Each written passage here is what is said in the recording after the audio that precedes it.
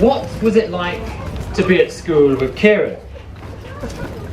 Well, our school days at Salesian were happy ones, somewhat like being in a sitcom. In our case, whilst we wished that the sitcom was Friends, the reality was closer either to the in-betweeners or perhaps Father and Jack. You'll soon find out which was which. Just like Ted had to put up with the dim-wittedness of Dougal and the temperament of Jack, so KD had to put up with Twig, Tom, Tim and myself. But I digress. You see, he said, that's Twiggy's job. And he went on, either he lets it in, or better still, we simply aim it at him. Whatever, it's hilarious. So if you go in, you won't be making any friends. In fact, you're likely to spoil the fun. Now, having known Twig as a good friend since nursery school, I have to say I knew him to be a better sport than sportsman. So I knew this was true. And indeed, with such insight, I came to trust Kieran as a good friend. And years later, when he joined the diplomatic service, it came as no surprise to me. But they say real friendship is born of a shared tough experience. Now, for Katie and myself, this meant enduring the ritual of school dinners. At Salesian College, every day was like an enforced Lent. I know it's not a religious ceremony, but that virtually means penury. Involuntary, I might add. Except, of course, when it was, in inverted commas, what Father McGuinness would call a feast day, where we could look forward to bountiful servings of rice pudding, or possibly even tapioca, my favourite. Based on what I can see over there, I'm pleased to say it looks like Kieran has developed something more of a sophisticated culinary taste. But anyway, after surviving many a school dinner together, Kieran and I soon found we had a lot in common. Sport was something to be watched. Speaking for myself, certainly not played. Unless, of course, yours truly was in goal. Enya was good music. KD got me into it, but yeah, agreed. Boutros Ghali was something of an inspiration. My middle name is Sinjan, so we joined the club of people with terrible names. And the limit of our experience with girls was Monday afternoon, economics class with Miss Brown. In my case, I wasn't even there, but I was jealous of Kieran. But anyway, hard-working, methodical, diligent to a fault. KD was always top of my list when it came to choosing GCSE corpse work buddies. He may have forgotten, but at the height of our combined endeavours was a GCSE biology project on the growth of mung beans. It is true. What grew out of 3 weeks of hard work was a long and enduring friendship. Although the results, I have to confess, were more akin to a public health hazard. Now, no story of one's school days would be complete without touching on going out. I'm afraid to say at Salesian this didn't happen very often, but when I went out with KD, it was usually notorious. Suffice to say, certain stains on my bedroom carpet attest that Kieran and Bailey's don't mix. I could have phrased it better, but it's a wedding, mate. So I'll leave people to ask afterwards. But they do provide an ongoing reminder of many happy and merry times past. So in conclusion, they say that the school days are the happiest of your life. And for my part, I have no doubt in saying some of my happiest memories are those that I share with Kieran from my time at Salesian. Thank you. Time for second best. So, like the rest of the group, I first met Kieran back in, I'm going to say it, 1993, when we first all started together at Salesians.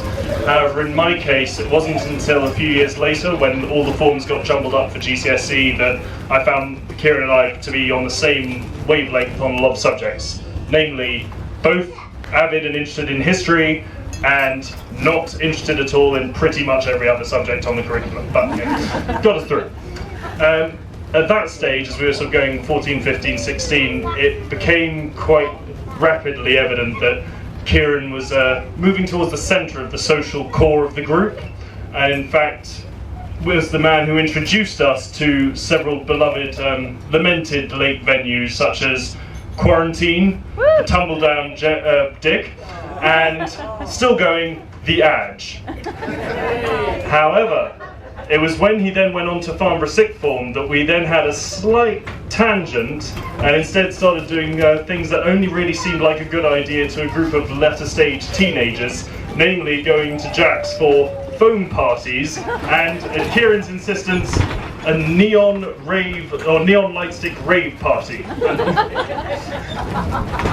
Now, across the years that I've known him, there are three things that really sort of stand out. The first, and sorry, but we really couldn't let you get away with this further than Nick's earlier reference, is that for quite a social and outgoing individual, Kieran has a surprisingly disagreeable constitution with regards to alcohol consumption. Many was the occasion when a good night out was drawn to a sudden close as Kieran would return to the table, ashen-faced and mumbling, "We have to go, right now!" And off we would troop. Unfortunately, the particular standout moment was probably back in, I think it was 2000, when after a night out at the Keys, which had finished in said fashion, Kieran was sleeping peacefully in the back seat of Ed's car, driving down the Blackwater Valley Road, when suddenly, out of nowhere, sat bolt upright and unfortunately unleashed the best that 3 pints of low alcohol caliber could do. I would say though, to that, it's a long time ago. Not so long ago, unfortunately, was a New Year's Eve party back in, I think, 2008 to 2009. And on New Year's Day, after a great night, we were all reflecting on quite how far we'd all come. Nick, who'd spent a few years in industry, had decided to go back to university and pursue his first passion and become a doctor. Twig, who had been adverse to pretty much crossing the English Channel, had now developed into a person who couldn't go 6 months without dusting off the backpack and passport and getting another stamp in the visa. And Kieran had gone a good 2 or 3 years since the last known critical situation. And so that remained for about 4 hours until the drive home, when, guess what, history repeated itself. I appreciate it's not the most tasteful of stories, and sadly Tim is the person who can best attest to that. Now, the second thing is a bit of a left field one, which I think he's not going to want to be brought up, so sadly again is on the agenda. Kieran, you'll be pleased to know I'm not talking about that little phase when you decided to become a smoker, and when you lurked in pub and club car parks asking people for a light, but rather when you decided, unexpectedly, to veer to the right. Now, yes, for those of you who haven't known him for too long, Believe it or not, Kieran Dimmick used to be the face of Hampshire's Conservative Future UK. You can work out the acronym. Now, we'll brush quickly over how he came to the party under William Hague, the cocktail parties he enjoyed with Theresa May, and how he counted out every one of each one of IDS's 23 ovations as his final speech as party leader. But suffice to say, as went IDS, so went Kieran, and he developed into the compassionate and progressive Kieran that we know today. Now, the third aspect is with regards to what happens once he's had a bit too much drink, and this is where Sarah really, earns her stripes for having signed up for marriage for the rest of their lives, and that is namely Katie's ability as a snorer to seemingly wake the dead. There are a few stories. I'll canter quickly through them in the interest of time, but suffice to say, waking people up from 4 doors down when we were on holiday in Cornwall, driving Nick to a sheer act of despair in desperately trying to rouse the entire flat when you two were bunking up together after a night out in France, and then a final story from the Isle of Wight a few years ago, when I should say Katie and Sarah were there helping my wife and family move into our house down there. And I was woken up in the morning by my eldest son tapping me on the shoulder and very hesitantly saying, "Daddy, I think there's a monster upstairs. I can hear him growl." The main point to take away from that story, however, was that at a time when my wife and I really needed help, it was Kieran who stepped up and volunteered to come down and be the helping hands. And that's the constant theme in the more than 20 years that I've known him. If you have a problem or need a hand, Kieran is the one who's there when you need him. And when you think of that, and what a rare facet that can be, you realise what a great friend he is.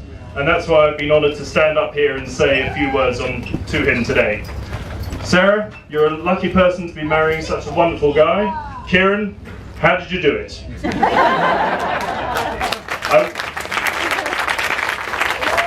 I wish you both every happiness.